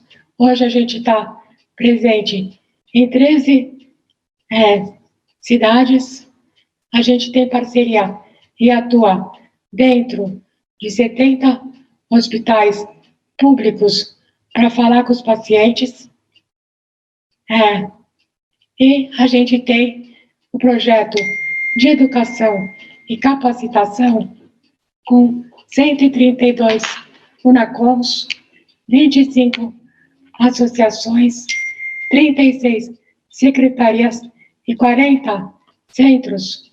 E a gente conseguiu, nesses últimos 3 anos, capacitar 25 mil profissionais na área da oncologia dentro dessas instituições.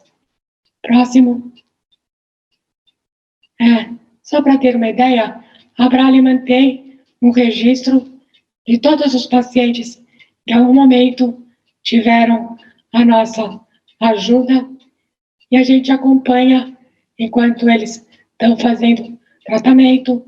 Então, hoje, vivos, a gente tem quase 45 mil pacientes das diferentes doenças.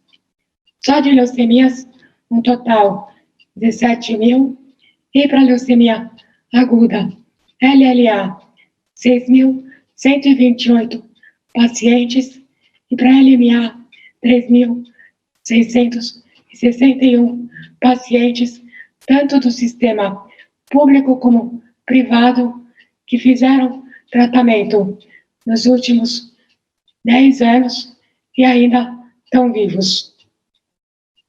Próximo. Através desses dados, a gente realiza pesquisas para entender a jornada do paciente,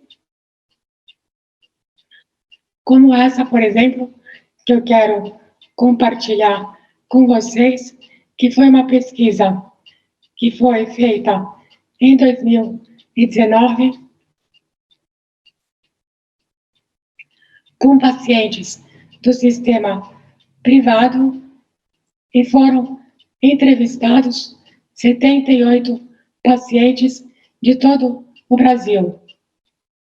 Então, a gente confirma, mesmo no sistema privado, a dificuldade do paciente de conseguir rapidamente acesso ao tratamento.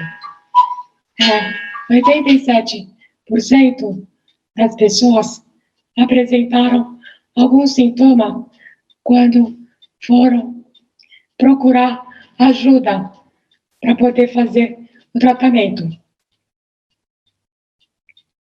E esses eram os principais sintomas: fadiga, 37% hematomas, febre, sangramento, tudo isso que já é normalmente muito bem conhecido por vocês.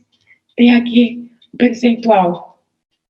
55% dos pacientes nunca tinham ouvido falar da doença antes de serem diagnosticados. Veja só, leucemia, que faz parte de tantos filmes, novelas. Estamos falando de uma população de saúde privada. E mesmo assim, existe esse grande desconhecimento sobre a doença. Encaminhamento para o hematologista. Só 40% das pessoas foram encaminhadas em 24 horas.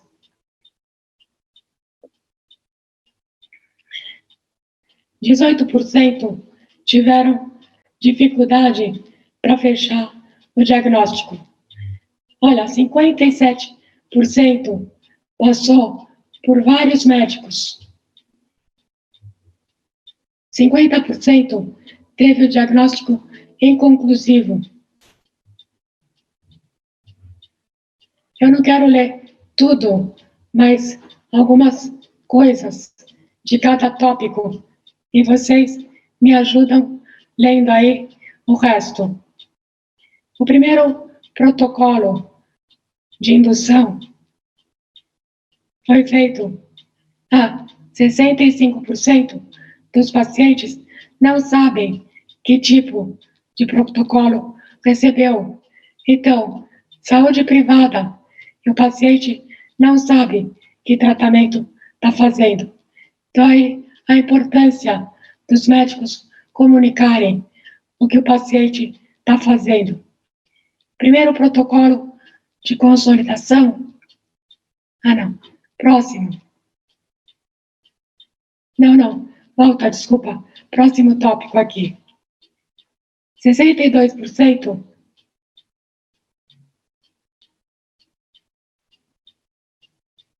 estão satisfeitos com o tratamento recebido.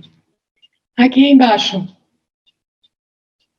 após o surgimento dos sintomas, você vê, teve gente que foi rapidamente buscar assistência, mas teve 35% que demorou de uma semana até um mês, numa doença que é aguda, de rápida progressão.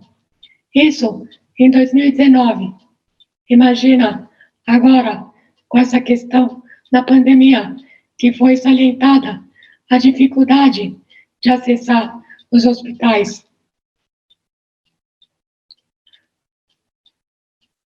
Após o surgimento dos primeiros sintomas, só 43% conseguiu ter o diagnóstico em menos de uma semana. 10% enfrentou dificuldade para realizar o tratamento. 38% esperou o centro fornecer a medicação. 25% pagou do próprio bolso. 25% teve que entrar com ação judicial.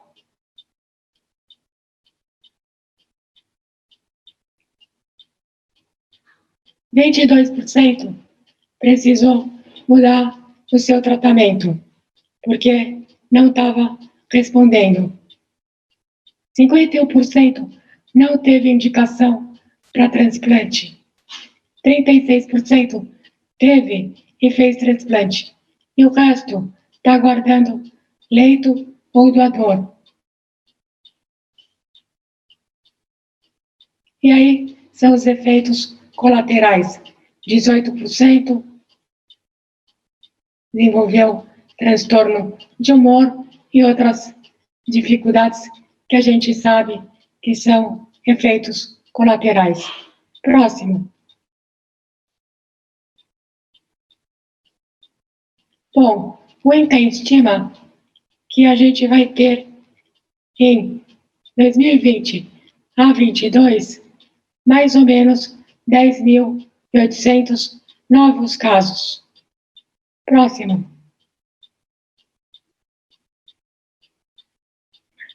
A Brale tem uma plataforma que se chama Observatório de Oncologia, que eu indico para vocês, quem ainda não acessou, tem que conhecer. O que a gente faz? A gente pega os microdados coletados por todos os hospitais, por todos os serviços do SUS, e a gente gera informações consolidadas que você pode filtrar por estado, por hospital, por idade.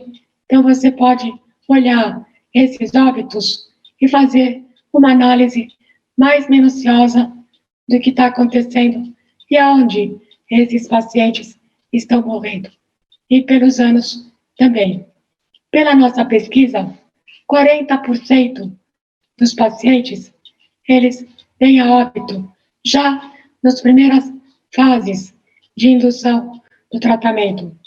Por isso que o doutor falou daquelas informações da mortalidade por leucemia aguda para aqueles que tinham diagnóstico, mas ainda existe uma taxa muito grande para aqueles que morrem sem saber qual é a doença. Próximo. Nesse observatório, vocês vão ver vários outros estudos falando sobre quantos pacientes foram atendidos. 72 mil pacientes foram atendidos, um crescimento de 54% entre o ano de 2009 para 2018. Se houve um crescimento tão grande, talvez não seja que a doença está mais frequente. Talvez a gente está mais eficaz para o diagnóstico. Também a faixa etária, né, teve aumento 1,2 nos mais jovens, que já era mais eficaz, e maior índice para as idades mais adultas. Próximo. E aí, também mais um estudo no observatório sobre a hospitalização. Qual o percentual de pacientes que precisou de hospitalização e qual foi o período de hospitalização, que também vale a pena vocês entrarem lá para conhecerem esse e outros estudos. Próximo. E agora, o que a gente está fazendo para ajudar os médicos e os pacientes nesse momento? A Brale implementou um programa de telemedicina com uma plataforma profissional que permite prescrição de exames, prescrição de remédios de suporte. Não trabalhamos com prescrição de quimioterápicos. A nossa equipe tem 11 médicos que foram contratados por algumas horas por semana pela Brale para atenderem nesse programa. São médicos do Einstein e do Oswaldo Cruz, que estão se disponibilizando 4 horas por semana, cada um, para atender esses pacientes. A ideia é fornecer informações adicionais sobre a doença, ajudar a esclarecer dúvidas para aumentar a adesão, tratar os efeitos colaterais, ajudar numa segunda opinião médica e diminuir o sentimento de medo, isolamento que o paciente tem nesse momento e ajudar o paciente a ter informações que o ajudem a decidir o seu tratamento junto com os médicos. Próximo.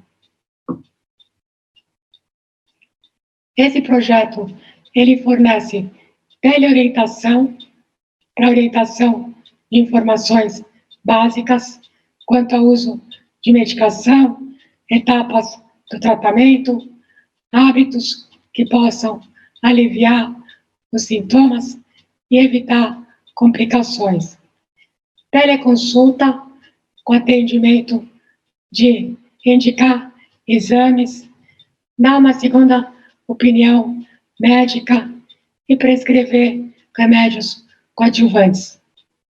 E teleacompanhamento para oferecer acompanhamento da equipe multidisciplinar, psicologia, nutrição e fisioterapia. Próximo. Esse projeto, ele começou agora, em janeiro. Foi um projeto piloto, sem muita divulgação, para a gente poder testar e ver se a gente ia conseguir dar conta da demanda.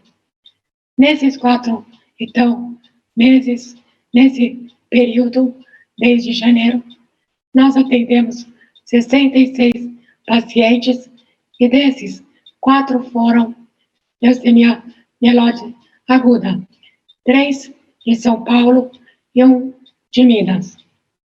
Em 2 casos, os pacientes já estão em cuidados paliativos pelo SUS e não tinham mais opções terapêuticas disponíveis e gostariam de ouvir uma segunda opinião. Próximo.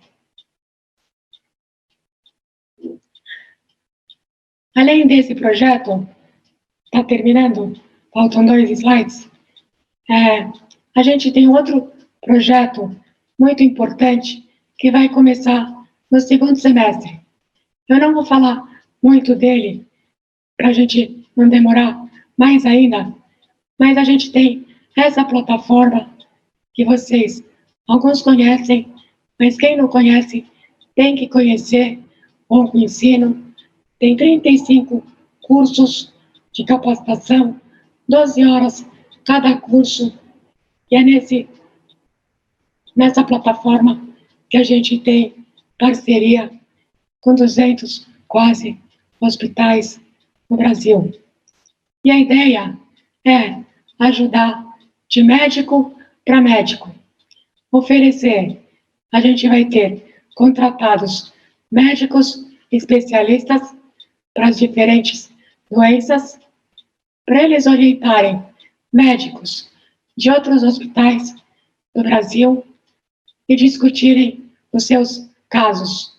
Então, a conversa vai ser de médico para médico. E espero que esse projeto ajude muito os médicos das regiões mais distantes terem aconselhamento com grandes especialistas, principalmente nas doenças complexas e urgentes, como a LMA e a LLA também. Próximo. Tudo bem. Próximo. Tudo bem. A gente pretende oferecer 3.900 assistências no prazo de 24 meses para todo o território nacional, para todos os tipos de câncer. E esse projeto foi financiado pelo Itaú, pela XP e por alguns outros bancos e deve começar a partir de agosto. Próximo. Próximo. O movimento Todos Juntos contra o Câncer também é um esforço coletivo da Abrale de trazer todos para a mesma agenda, para a gente trabalhar as demandas dos pacientes e da Política Nacional de Prevenção e Controle do Câncer de forma colaborativa. A BHH faz parte desse movimento, participa do Conselho Curador e das reuniões dos grupos de trabalho. E precisamos agora engajar mais os médicos nesse esforço. Próximo. Todos os meses a gente tem reuniões dos grupos de trabalho. Esses são os subtemas dos grupos. Cada grupo tem 8 a 10 especialistas e esse grupo que ajuda a gente a definir a agenda de advocacy, que toda a rede que está embaixo, que somos todos esses, vamos trabalhar a mesma agenda com o governo. É uma oportunidade de somar esforços e ter uma voz única em prol dos pacientes, em prol da oncohematologia no Brasil. Próximo. Nosso próximo convite para alguns eventos que a gente está organizando. Esse evento que é para discutir dados de jornada paciente, câncer feminino. Próximo. O nosso congresso, que a gente quer que todos vocês participem, reservem a data, 20 a 24 de setembro, é um congresso, maior congresso digital no Brasil, que discute a política nacional de prevenção do câncer. No ano passado, a gente teve 8.000 participantes e os debates foram muito ricos. Esperamos que todos vocês possam participar. Próximo. Terá depois um próximo evento em novembro sobre os desafios do Norte e Nordeste. E próximo. Acabou. Então, o próximo é meu agradecimento. Agradecer pela oportunidade, doutor Eduardo. Devolvo a fala para vocês. Agradecer a BHH. Agradecer que os pacientes tiveram um espaço nesse debate e contem conosco, porque a gente não tem medido esforços para disponibilizar o melhor para todos os pacientes. Obrigada. Muito obrigado, Mirula. Muito obrigado a todos os palestrantes. Nós temos um pouco de tempo para as perguntas. Eu tenho recebido algumas perguntas aqui pelo chat. Eu vou começar a fazer uma pergunta que, na verdade, pode ser endereçada tanto ao Dr. Evandro quanto ao Dr. Wellington. Ambos mencionaram a questão, e o Wellington mostrou, a mortalidade aí, de pacientes com leucemia mieloide aguda por conta do Covid. E o Evandro aí levantou causas, né, possíveis associadas a todo o impacto do Covid no diagnóstico e tratamento do paciente com leucemia mieloide aguda.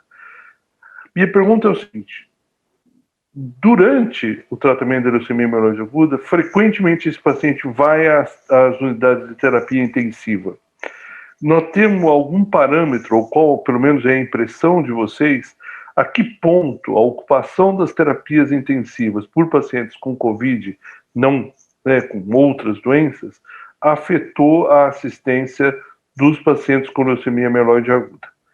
Então, não sei, Evandro, se você quiser começar, e eu acho que o Wellington também tem experiência nesse sentido. Bom, Rigo, obrigado pela pergunta, obrigado. Eu sou mais velho que o Wellington, então eu começo primeiro mesmo, tem razão. Difícil, eu não tenho um número concreto para te falar dessa maneira.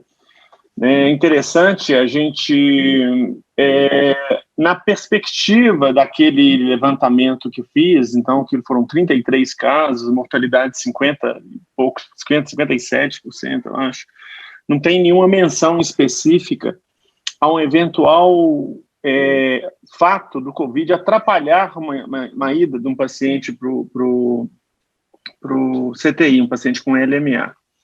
Porém, existe outra informação subjetiva muito interessante de um hospital importante aqui dentro de Belo Horizonte, um hospital da rede privada, posso mencionar sem dúvida nenhuma, o hospital da Unimed. Para quem não conhece, a Unimed é o maior fonte pagadora da saúde suplementar em Belo Horizonte, com aproximadamente 60% da atividade da saúde suplementar aqui, e eles têm um hospital. E esse hospital não trata leucemia, não trata neoplasia, de modo geral, mas ele encaminha, referencia esses pacientes para outros locais. Mas, no entanto, teve o momento da nossa crise principal, foi final do mês de março e o mês de abril, que foi caótico o cenário aqui em Belo Horizonte, acho que em muitos lugares do Brasil também. Existiam algumas recomendações de priorização de intervenção em determinados pacientes, em função da perspectiva de recuperação desse paciente com COVID. Então, é muito complicado até falar isso aqui, mas assim, é como se estivesse escolhendo quem que você ia dar atenção primeiro, né? Os pacientes com COVID precisando entubar, aquele caos que vocês possam imaginar, faltando uma série de coisas, inclusive vagas em terapia intensiva, bloco cirúrgico sendo transformado em unidade de terapia intensiva.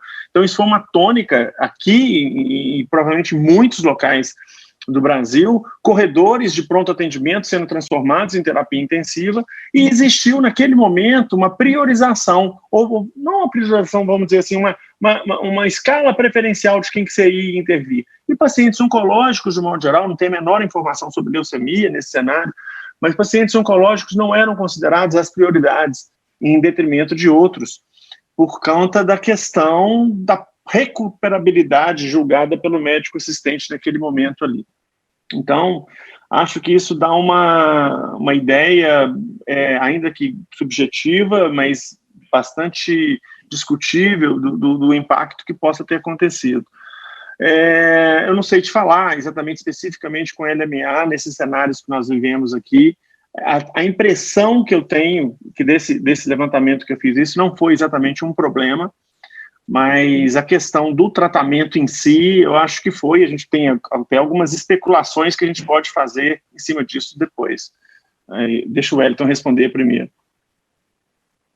Obrigado. A gente não tem dado objetivo também, mas brevemente eu acho que houve sim, a gente também aqui no ICESP sempre teve aquela frequência, aquela demanda de casos, né, semanais ali de leucemia que chegam, então a gente até na pandemia durante o ano passado e esse ano, a gente viu que havia uma demanda reprimida, porque durante os picos da pandemia os pacientes de leucemia desapareciam e depois eles vinham aos montes depois.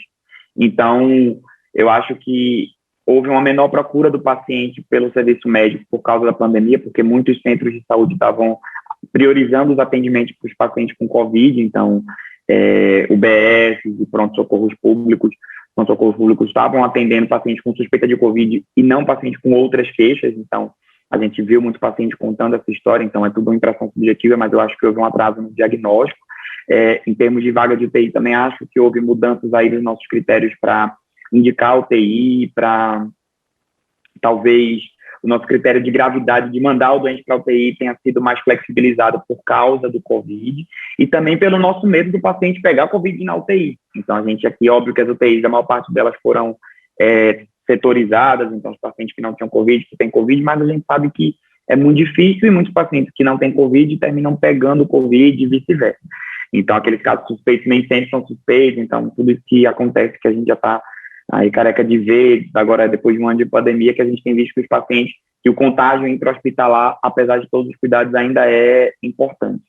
Então, acho sim que houve algum prejuízo, isso é difícil de medir, eu não consigo falar em números, eu até fui por curiosidade de ver o número de casos que a gente teve, foi um pouco menor do que de 2019, de leucemia aguda, então foi até parecido mesmo o número de casos no final das contas, mas acho que o professor Rego também está aqui no ICESP e ele sabe que parece que foi em surtos, assim, a gente passou um período com pouquíssima leucemia logo na pandemia, até porque o Hospital das Clínicas virou referência para a Covid aqui em São Paulo, mas também posteriormente a gente teve aquela onda de vários casos de leucemia aguda chegando. Então, eu acho que teve mais uma demanda reprimida mesmo e eu acredito sim que houve prejuízo. A gente vai poder depois aí avaliar essa morte precoce, talvez, alguma coisa assim, mas...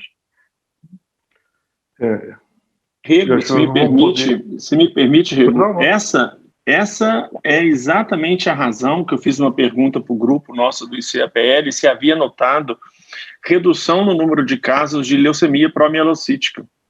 Porque se tem uma leucemia que a gente, em tese, poderia diminuir a quantidade de pacientes vistos no centro de referência, é justamente a promielocítica. Porque ela não tem, hipótese nenhuma, um curso lento, ela vai ter uma complicação, seja da própria leucemia em si, da leucocitose em si, seja de coagulação, você sabe disso melhor do que eu. É um paciente que tem, na minha opinião, mais chances de ter uma mortalidade antes de chegar no nosso sistema. E esse paciente poderia ter ficado retido em algum centro primário, de atenção primária ou secundária, sem ter atingido o centro de referência. Eu acho que vai ser importante a gente ver isso, né? Quer dizer, acho que as respostas, pelo menos iniciais, que a gente encaminhou aí foram negativas, que a gente continuou vendo. Desculpa, Ronald, por favor. Professor, a gente acabou de ter no Hospital São Camilo, que é o nosso hospital referência aqui, um paciente que passou 30 dias com a plaquetopenia, que estavam dizendo que era pelo Covid, ele teve Covid 60 dias atrás, e aí essa plaquetopenia não resolvia, de repente o fibrinogênio caiu, o TAP-TTPA largou, chamaram a Imato, quando a gente foi olhar sexta-feira da semana passada, era uma promielocítica aguda de livro, ele sangrou no sistema nervoso central, ponto. Então, plaquetopenia é da Covid, deixa quieto, não investiga, era uma promielocítica. Caso da gente semana passada. Esse é um lamentável, impacto lamentável. Muito lamentável, mas que não é específico, que é, assim, todos nós não nos admiramos dessa sua história, né? Toda plaquetopenia é Covid. E agora começou dengue aqui no Ceará, viu? Começou dengue. E a dengue está... E nós temos um surto aqui no litoral de São Paulo também, que está afetando mesmo, de dengue e chikungunya. Eu vou te devolver a pergunta do outro lado da moeda que eu fiz para o Evandro e para o Wellington. O fato do paciente com leucemia mieloide aguda, tratado ambulatorialmente, que é o que você mostrou, né? Muitas vezes, passar por um sistema, por ter uma complicação relacionada ou não relacionada, que era o tratamento, que era a doença. Passar por um pronto-socorro, né, onde vai haver um número razoável de pacientes com Covid, não é um argumento contra se fazer o tratamento ambulatorial? Qual que é a tua visão com esse argumento?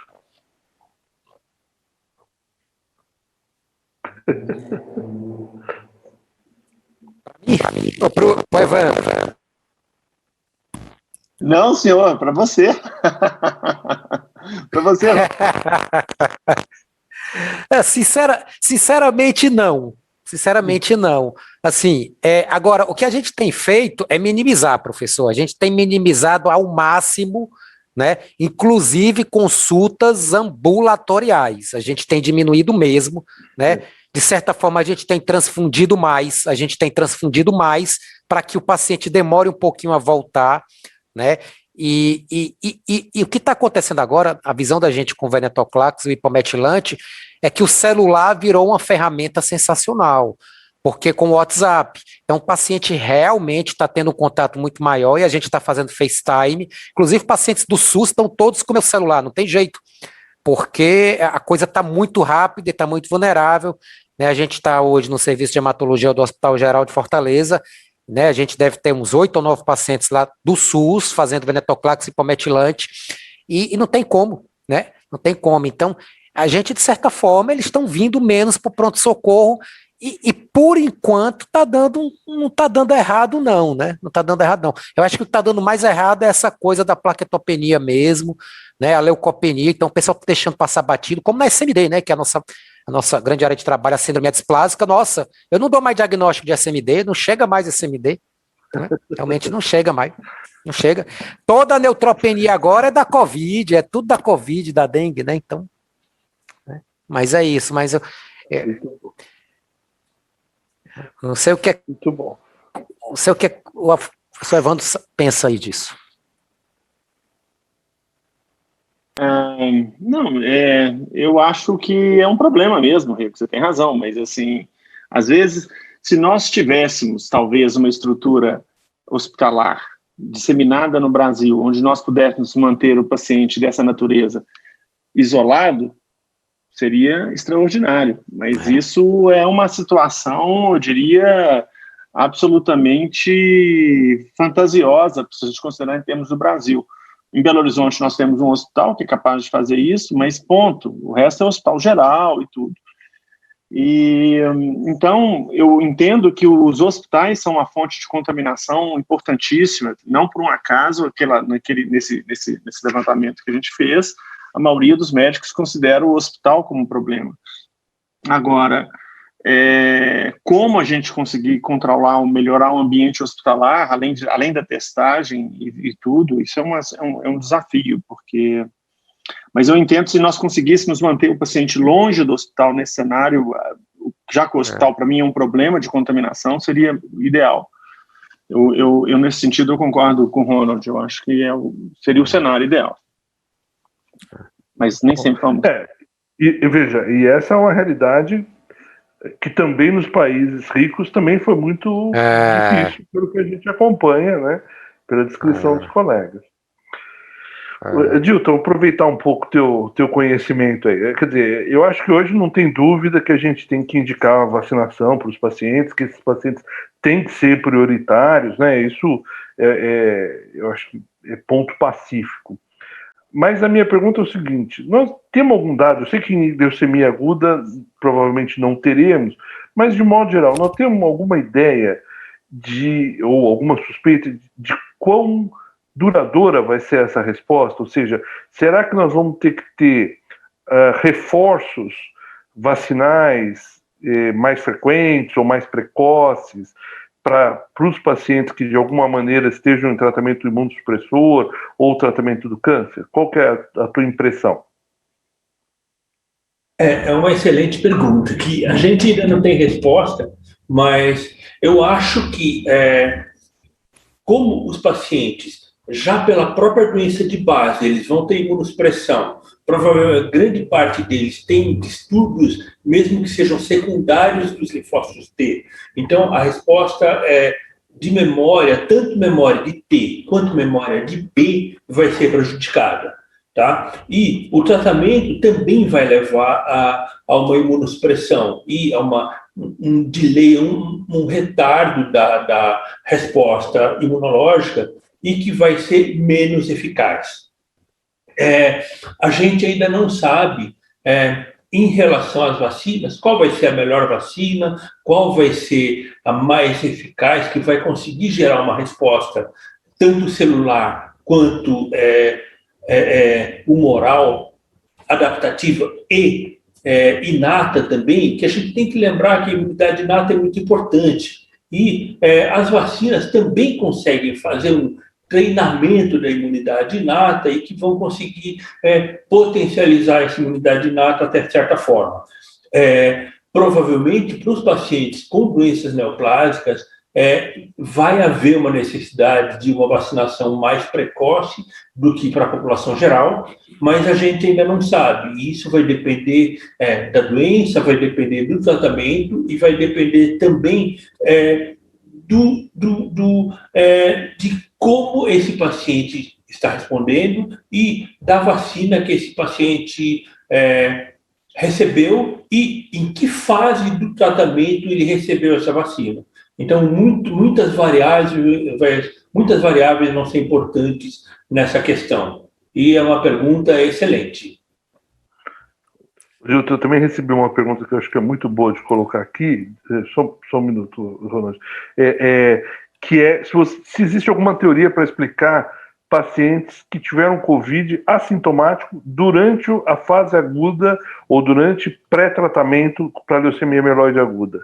Por que alguns pacientes conseguem, mesmo com uma imunidade muito comprometida, se manter assintomáticos?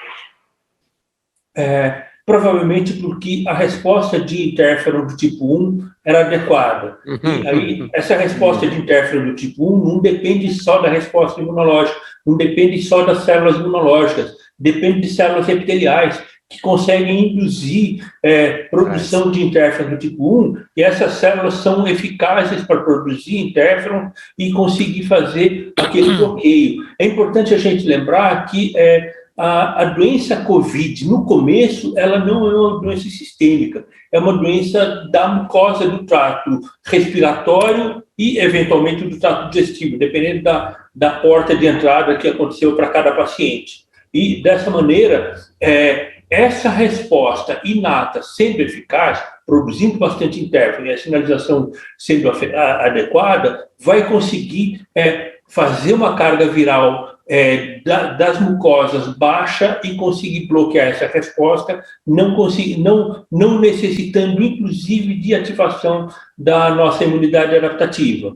É importante a gente lembrar que no indivíduo normal isso também acontece. Grande parte dos indivíduos que tiveram quadros de COVID assintomáticos ou oligossintomáticos, se a gente for quantificar anticorpos, a gente não vai conseguir quantificar. E se a gente for fazer um ensaio de imunidade celular, que é muito complicado, não existe na rotina, a gente vai ver que grande parte desses indivíduos não vão ter uma resposta de linfócitos T. Helper significativa para a gente mensurar e dizer, esse cara teve uma resposta adaptativa. A resposta inata conseguiu bloquear e resolveu o problema de uma maneira definitiva. Muito interessante. Ronald, você queria fazer um comentário? Não, professor. É exatamente o que o professor Dilton acabou de falar aí.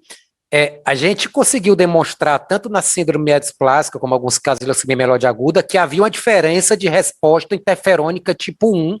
A gente publicou isso na Leukemia Research faz uns 10 anos, né? E há, sim, por si só, pacientes que, inclusive a curva de sobrevida, ela dicotomiza totalmente baseado na resposta interferônica tipo 1, né?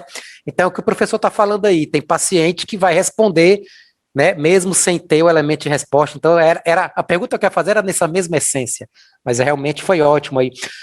Professor, eu queria perguntar só mais uma coisa ao professor Dilton. Esses receptores to-like, né? Se o senhor tivesse que apostar em 2, 3 que estão mais ativados, assim podemos dizer, pelo SARS-CoV, o senhor atirava em quem? O 3 e o 4 ou o 7 e o 9, por exemplo? Depois eu posso até dizer para o senhor. 7 e 8? 7 e 8. E aí, o 7 e 8 tem um problema, né? Que os dois, os genes do TOL7 e TOL8 provavelmente surgiram por duplicação, que são moléculas muito parecidas e elas são contíguas, elas estão em tandem, e estão lá no cromossomo X. Por isso que os homens são prejudicados 2 vezes. Por quê?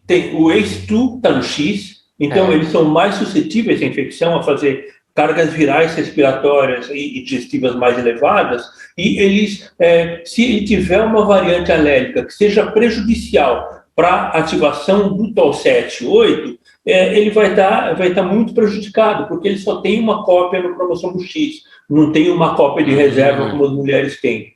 Então, esse é um grande problema para a gente. Doutor Eduardo, queria fazer uma pergunta também. Pois posso não? fazer? Lógico. Bem bom.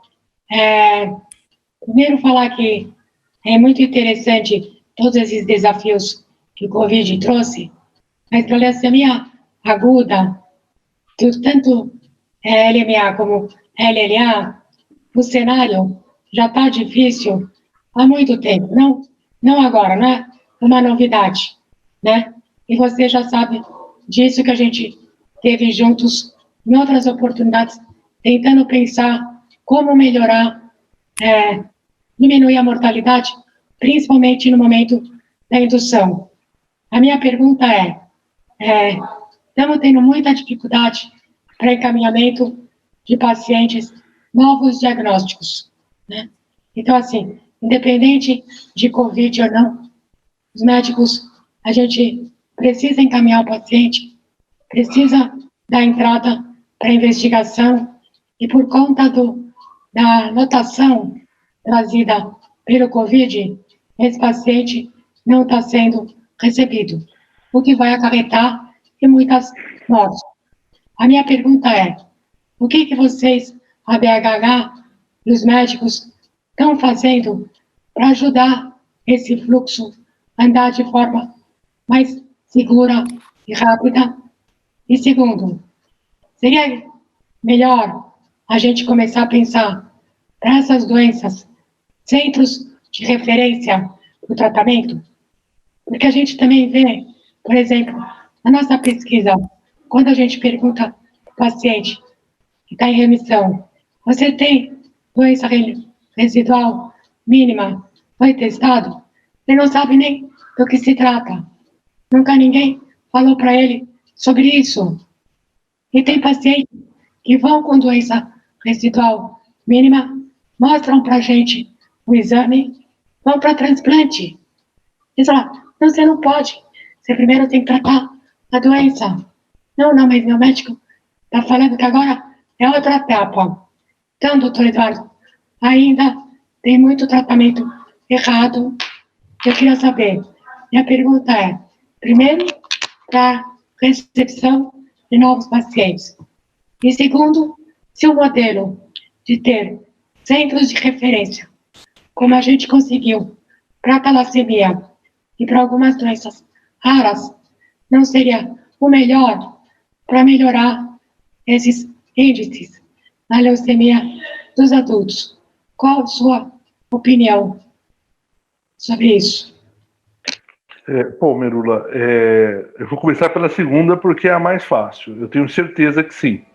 Eu acho que a existência de centro de referência otimiza recurso, facilita a formação de recursos humanos, enfim, eu acho que tem uma série de vantagens, e existem estudos no exterior demonstrando isso, que existe uma maior sobrevida dos pacientes que são tratados em centros de referência em relação aos tratamentos modelo americano, que se chamam centros comunitários, né? Então, eu acho que isso é claro.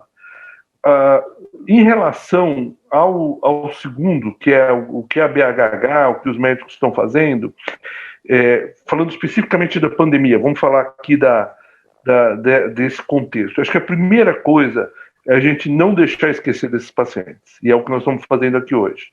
Lógico, nós sabemos da Covid, sabemos que é uma emergência, não ignoramos, não fugimos ao nosso chamado, mas a gente não pode deixar de esquecer que existem pacientes com câncer. E que esses pacientes precisam, principalmente esse paciente que você mencionou, principalmente o paciente de diagnóstico, né, de investigação diagnóstica e início de tratamento. Então, a gente luta para que não sejam fechados todos os leitos, né? Nós tivemos uma diminuição muito grande de leitos. Então, a primeira luta, eu acho que é falar a respeito disso. E a segunda é que, lógico, os recursos de saúde foram tomados pelo atendimento em Covid, né? E a gente luta para que a gente não tire esses recursos depois do serviço que já era um serviço carente. O paciente com câncer, de modo geral, ele tem dificuldade porque é um tratamento muito caro, né, e é muito difícil.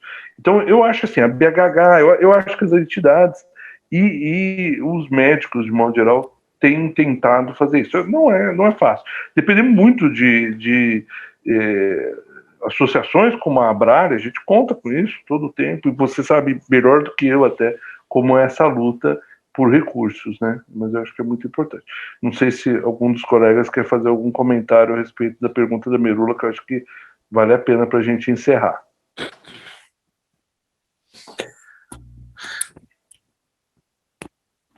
Fundamental, porque na verdade se a gente não tiver o centro de especialidade para encaminhar, esse caso que a gente perdeu agora, né?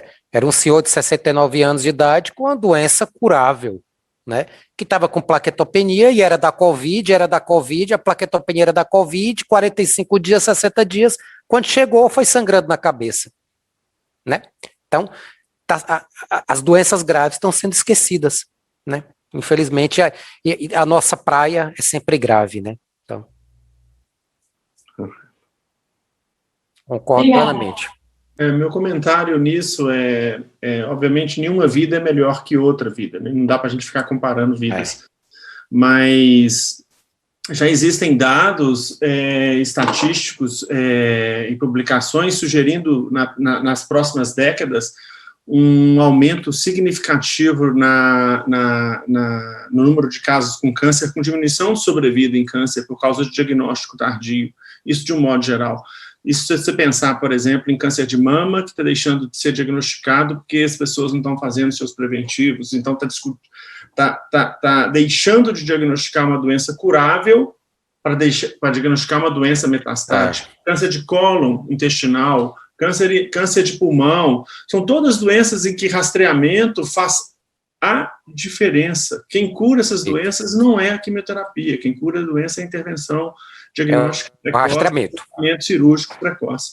Perfeito. Então, assim, você imagina um cenário desse, assim, né? Então, realmente, assim, você tem razão, Merula, eu acho que, mas isso é uma consciência, não só, tenho certeza, não só da BH, eu vejo do pessoal da oncologia também, e acho que de todos os médicos. Uma frase que já virou um clichê em algum lugar aí, que o câncer não espera, e é isso, o câncer não espera. Mas teve momentos, como a gente mencionou, esse mês de março e abril aqui no Brasil, foi assim, com meus 30 anos de medicina, pouco mais de 30 anos de medicina, foi o pior que eu já vi na história disso, eu nunca vi uma coisa semelhante. E nós estamos caminhando para outra, né? Copa América, né? Vamos vibrar aí, beleza, né? Enfim, lá em Manaus. Então, você imagina o que vai acontecer num cenário dessa natureza. A gente espera continuar colaborando com a BHH, os médicos, nesse processo de levar para o governo as demandas e trabalhar em propostas que possam trazer mais recursos para melhorar a assistência nesses hospitais. Contem conosco. Contamos, com certeza. Bom, nós já ultrapassamos em muito o nosso tempo estipulado aqui. Eu gostaria de agradecer a todos, eu acho que a gente atingiu o nosso objetivo. Muito obrigado, foi muito produtivo. E agradeço a todos que estão assistindo, as perguntas que foram enviadas. Muito obrigado mesmo. Eu, particularmente, aproveitei muito o encontro. Boa noite. Até mais. Eu que agradeço, gente. Muito obrigado. Boa noite a todos. Tchau, tchau.